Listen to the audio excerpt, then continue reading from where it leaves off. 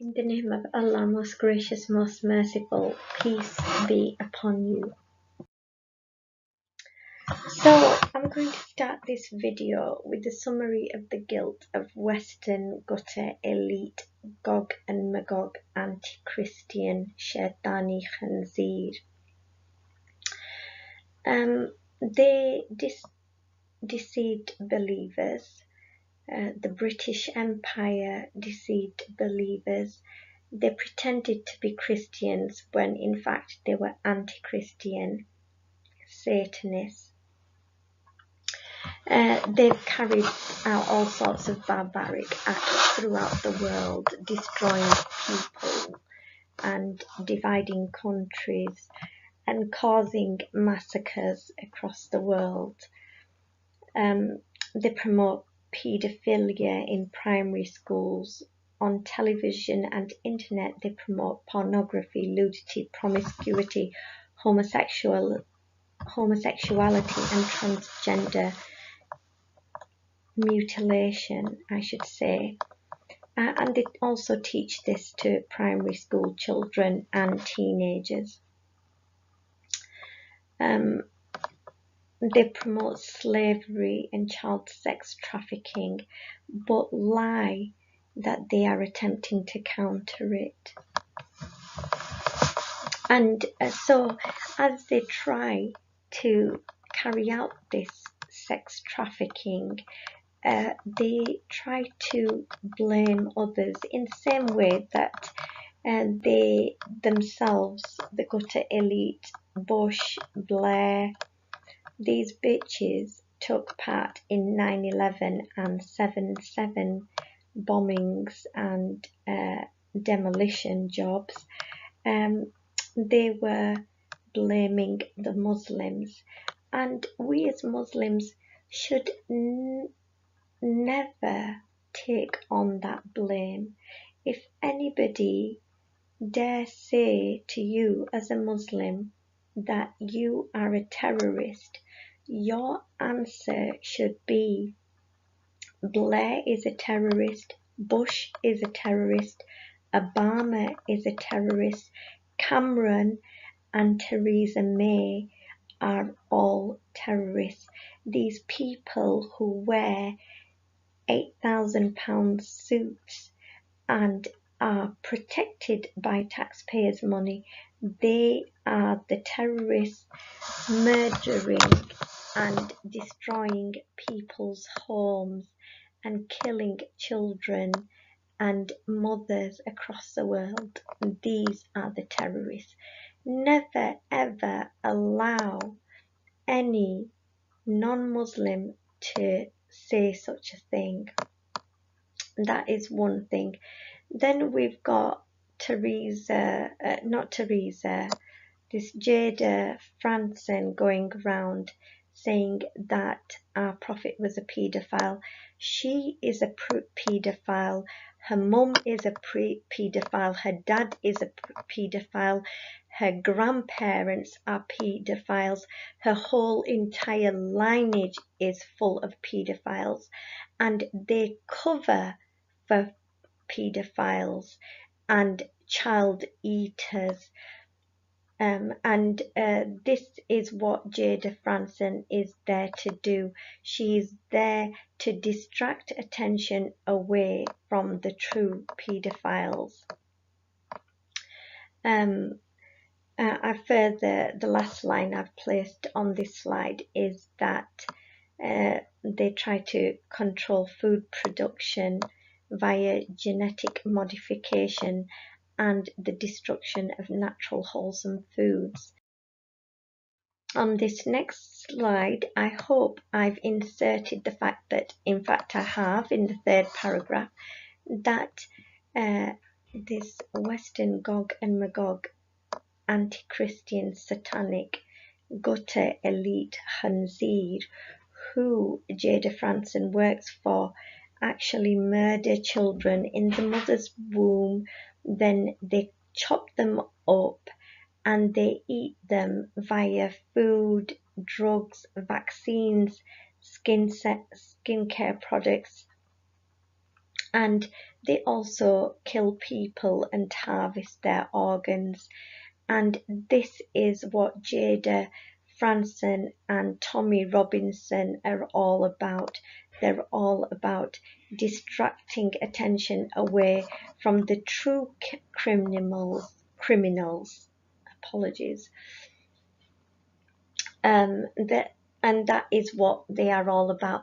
So if any of these bitches dare say to a Muslim that these crimes are ours, tell them straight that they are the criminals. Their stunning electrocution method for animal slaughter is barbaric. They boil lobsters alive when cooking them and condemn human Islamic slaughter of animals. The slaughter method which is chosen by nature. If you look at how a lion kills its prey, it takes it by the throat, cutting off blood circulation to the brain, cutting off oxygen supply to the brain, so that the animal loses consciousness within seconds and is unable to feel pain. This is the method selected by Allah subhanahu wa ta'ala, and this is the method that people need to use. Furthermore, in the second paragraph, I've written about how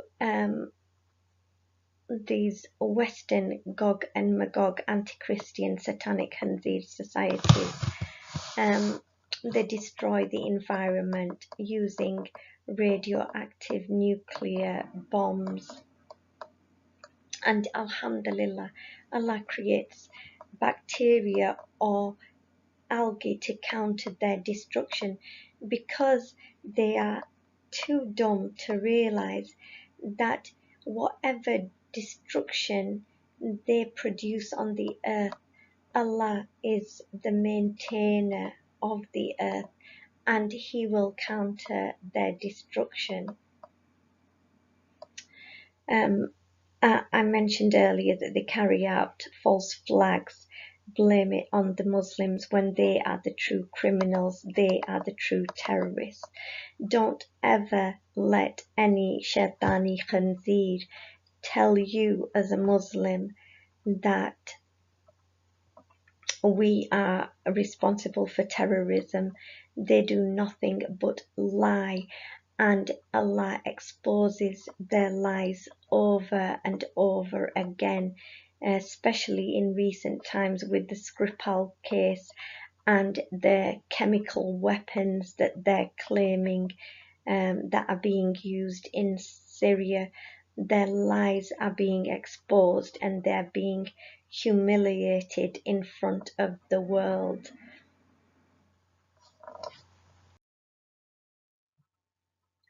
So this is what the Western people are suffering, the karma of their own rape of non-white women across the world.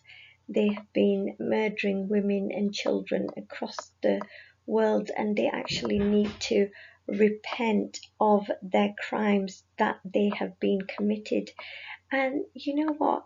Their crimes aren't confined to just non-white women. They have used their own poor white women as objects to use to seduce Muslim men and men in other communities. They have mind controlled their poor white women, and they use them as spies, offering sex to men of other nationalities so that they can get information from them. Now, this video, it exposes the lies of the Western Gog and Magog anti-Christian satanic Hanzir, but it also aims to give some advice to women and girls and Pakistani men. Now, when I was at school, a police officer came to our school and told us, do not accept gifts from strangers and do not get into cars with strangers. So, for some reason, this is not being taught to white girls today. I have taught my daughters, but these girls that are growing up in care, they're not being taught that by council workers, because they are accepting gifts from strangers and they are getting into cars with strangers. Something that I wasn't taught at school but I knew instinctively was, don't get in a house with a bunch of men, especially when you're outnumbered by the men. Don't go to a party anywhere where there are a bunch of men and the girls are outnumbered. Don't drink alcohol and don't take drugs, so you remain in control of your body and mind. If you have to drink, ensure you are with people you trust, for example, family and friends. Simple rules that will help you stay safe.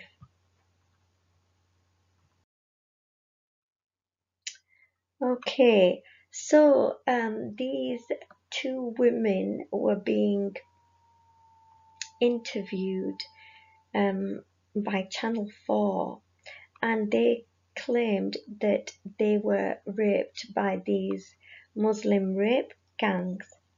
But through their interview, they admitted visiting the rapist repeatedly. Now, how can you keep visiting your rapist and then cry rape? Why would you do that? Why would you visit somebody and then cry that they're raping you? Now, I've got an idea why they were why these women were visiting these men regularly. It was for the alcohol and the drugs and the money, perhaps. And why be so desperate for these things that you're gonna allow a dirty old man's penis to penetrate you? Why? Why allow it repeatedly?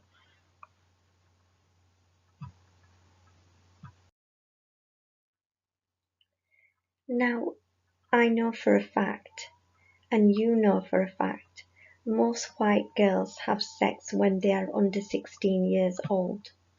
I actually saw my own white female neighbour go into the shed with a boy, and then she boasted afterwards that she had sex while in there. And to be honest with you, she was boasting about it to me, and I was under 16 at the time myself, and I was repulsed by it. I found it repulsive, but whatever her parents had been teaching her, she thought it was something to boast about or to brag about. And at that point in time, it was about what her parents have been teaching her. So I think white parents need to reflect on what they're teaching their daughters.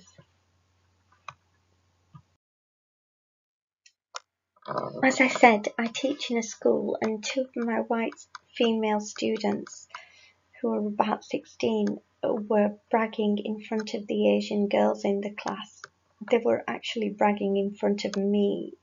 The entire class could hear them, and they were boasting about their most recent sex that they'd had.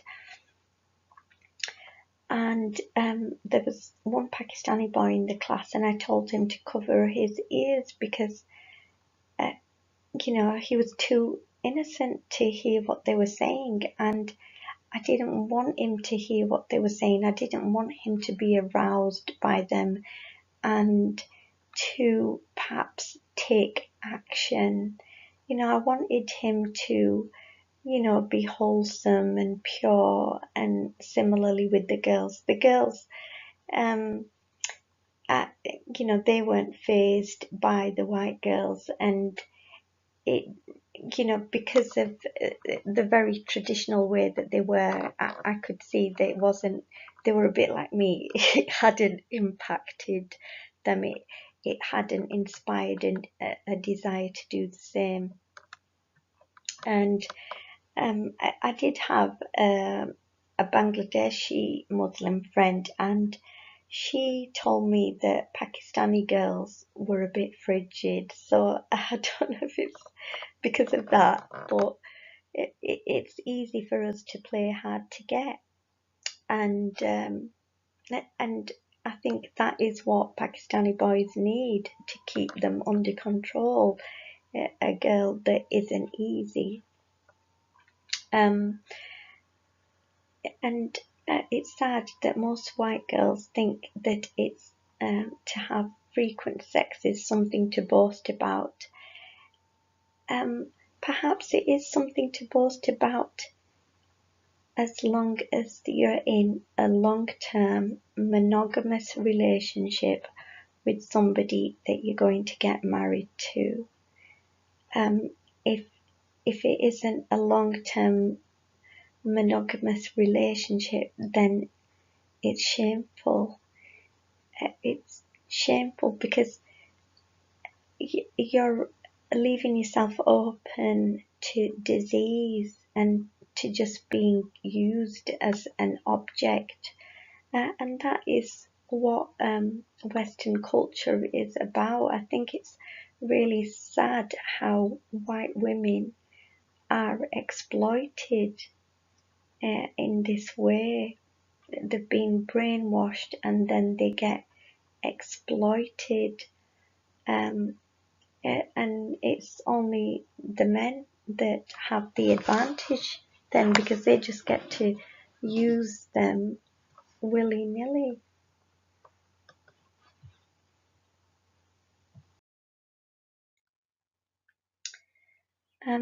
I also remember that at school, at work, white women were always telling me about how they fancied Asian boys, and honestly it really upset me, because I knew deep down that the Muslim boys would not have any honourable intentions toward them. They were too easy.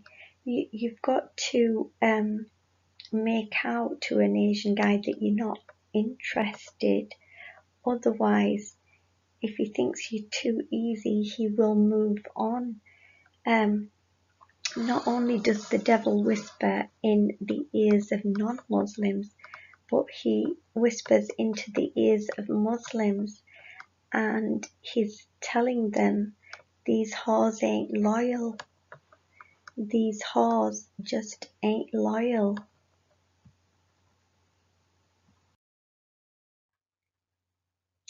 Now, with regards to this Muslim rape gangs, I watched this other BBC News video, and in it, they reported that the police were using an informant, and this informant claimed that he was told to take vulnerable girls to parties with Asian men, present and provide or plant drugs.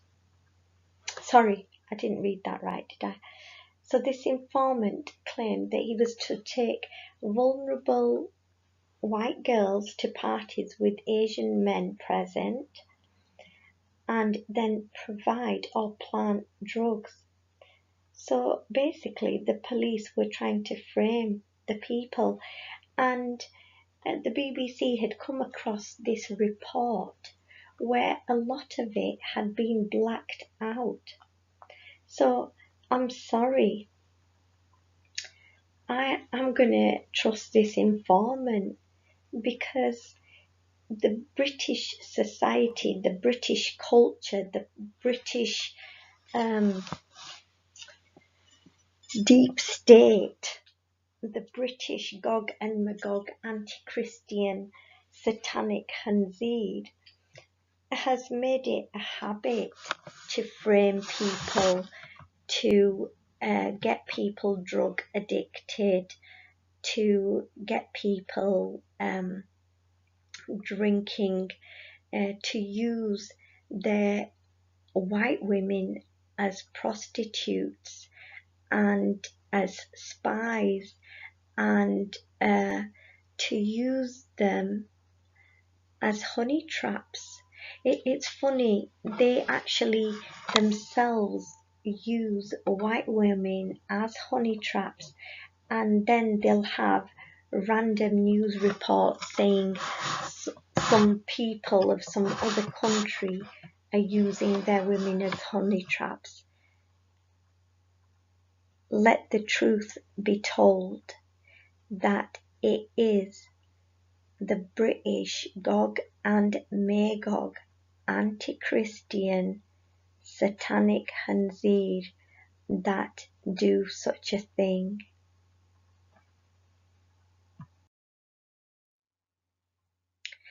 And don't you think that it isn't just white girls that get chatted up by Pakistani guys? Pakistani guys love Pakistani girls. They absolutely adore Pakistani girls. And I could tell you hundreds of stories about myself and my daughters, how, Asian girls get chatted up by Pakistani guys. I won't talk about all of them, just a few. My daughter was once on her way to school, and an Asian guy, no doubt Pakistani, started offering her a lift in the car. She was terrified for her life. She telephoned me immediately and told me what was happening, and I told her to tell him that she'd recorded his number plate and what he looked like, and if he was to come anywhere near her, she was going to tell the police. And after that, I started dropping her off and picking her up from school, because my daughter's safety was paramount.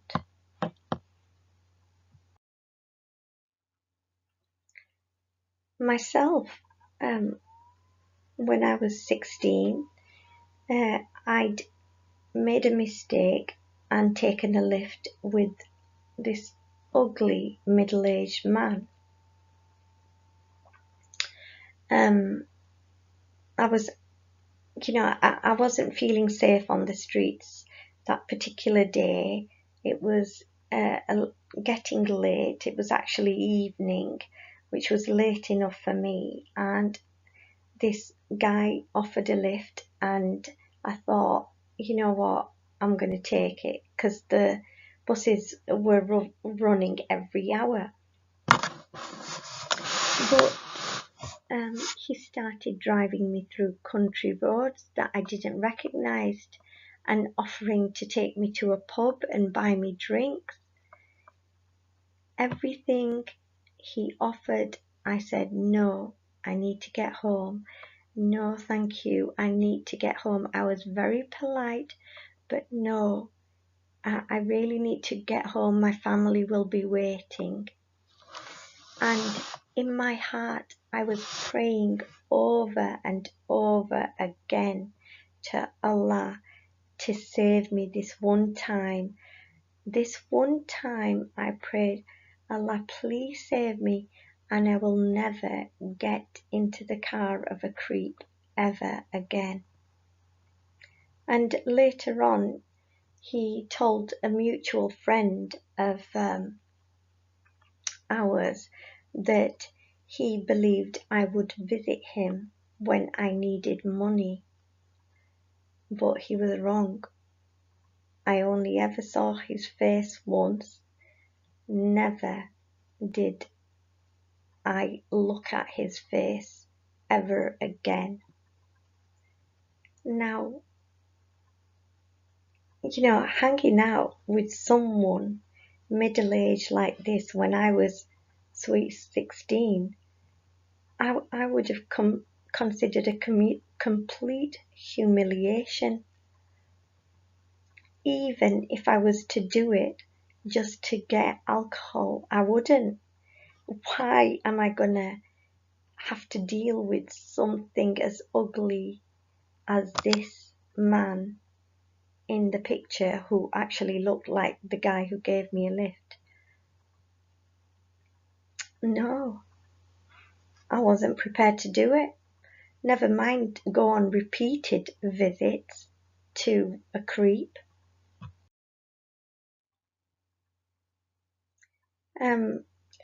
So I don't know, there seems to be a weakness of non-Muslim girls, because I went to Egypt with a Sikh girlfriend.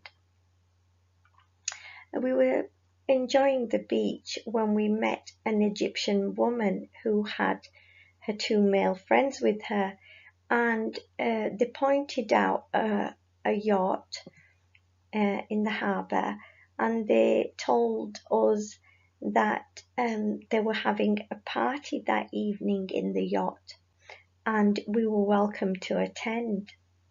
Now, my Sikh friend kept pleading with me that evening to go with her to this yacht party, and I refused because my personal safety was paramount. I didn't care about getting drunk or dancing on a boat. How did I know that these men weren't sex traffickers and that they just got this woman to obtain our trust? So non-Muslim women don't seem to have this fear and this wariness that I've had, and I see my daughters having. They're always so desperate to be with men and to be with alcohol and to be with drugs. You've got to look after yourself. If you're not going to look after yourself, who is? Now, this Sikh friend actually told me about her recent holidays where she went to the Caribbean and she met a black guy who she had sex with for a few weeks. But before she returned to the UK, he managed to get her to pay for the sex by claiming that it was his birthday. So she gave him about £50 for 2 weeks of wining and dining. Now, to me, that's embarrassing and humiliation. I have never had a relationship with somebody for 2 weeks when I've gone on holiday, or 1 week, and alhamdulillah for that. So in my penultimate slide, I want to give advice to Pakistani men and white women. To the Pakistani men, I would say never pay a white girl after having sex with her. They find it insulting. They like to have sex for free. They like to offer sex for free. And they find it more of a compliment if you go Dutch or you get them to buy you a gift or to pay you, claim it's your birthday or something. I doubt they will ever report you for rape if you get them to do that. And you know, if you want to dump them, don't give them money. Pretend that you were having a genuine relationship with them and just dump them like any respectable white guy. Just say, it's over, I'm not interested in you anymore. One white guy told my white girlfriend that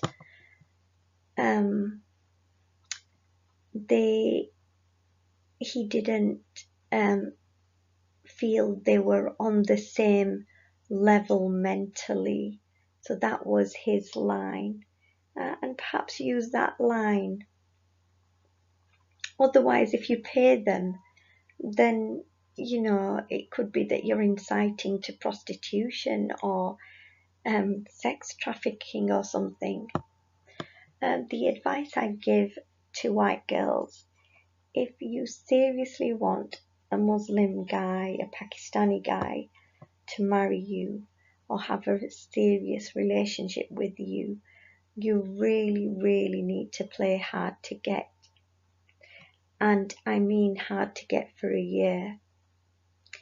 And that means you don't get in his car, you don't drink alcohol or take drugs, because, you know, according to Islam, drinking alcohol, taking drugs is a no-no. He can't take you to his mother if you're a drug addicted alcoholic. Muslim guys, they love a good chase. And, you know, I find non-Muslim women are scared that the guy will not be interested in them anymore if they say no. Not with Pakistani guys. You know, they love you even more if you say no to them. And I promise you, a year later they will be contacting you.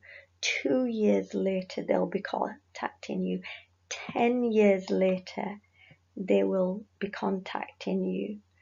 You have to be quietly confident and love yourself. So as always, I pray that Allah guides you, protects you and gives you peace. I pray that Allah guides the Satanist, Antichrist, anti-Christian people, and the devil to the straight path. May the ultimate success be that all creation unite for truth and justice. I pray that Allah grants us all guidance. Please Allah grant us all forgiveness. Please Allah make our children be a source of peace for the parents, and the parents be a source of peace for the children. And please Allah make me a source of peace for all, and may I achieve martyrdom defending the vulnerable. Allahu Akbar and Allah Hafiz.